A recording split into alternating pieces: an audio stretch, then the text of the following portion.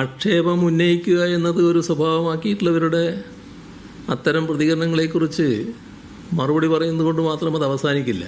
പക്ഷേ ഒരു കാര്യം നമ്മൾ കാണേണ്ടതും നേരത്തെ മുതൽ എല്ലാവർക്കും ഈ കാര്യത്തിൽ വ്യക്തതയുള്ളതുമായ കാര്യം, നമ്മുടെ സംസ്ഥാനത്ത് ഈ അന്വേഷണം നടക്കുന്നത് ഹൈക്കോടതിയുടെ നിരീക്ഷണത്തോടെയാണ്.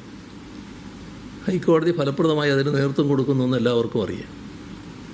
ആ കാര്യത്തിൽ അന്വേഷക സംഘം, ഈ SIT, നല്ല നിലയിൽ അവരുടെ ചുമതല നിർവഹിക്കുന്നു എന്നുള്ളതാണ് ഇതേവരെ വന്നിട്ടുള്ള കാര്യം.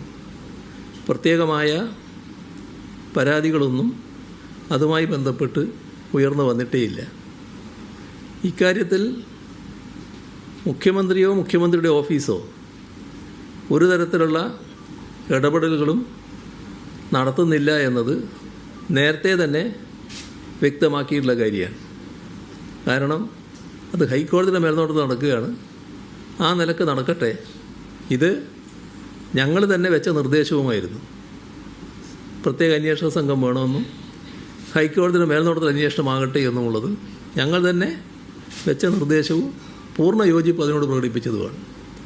അതിൻ്റെ ഭാഗമായി ഒരിടപെടലും നടത്താൻ ഞങ്ങൾ തയ്യാറായിട്ടില്ല. അപ്പോൾ ചില കാര്യങ്ങൾ വരുമ്പോൾ അതിന് മറ്റ് മറുപടി കൃത്യമായി മറുപടി പറയാൻ പറ്റാത്ത അവസ്ഥ വരുമ്പോൾ എന്നാൽ പിന്നെ ഇരിക്കട്ടെ ഒരു ആരോപണം, അത് മുഖ്യമന്ത്രിയുടെ ഓഫീസിനെതിരെ ആവട്ടെ എന്ന നിലയെടുത്താൽ അതുകൊണ്ട് തങ്ങൾ രക്ഷപ്പെടുമെന്നാണ് കരുതുന്നത്.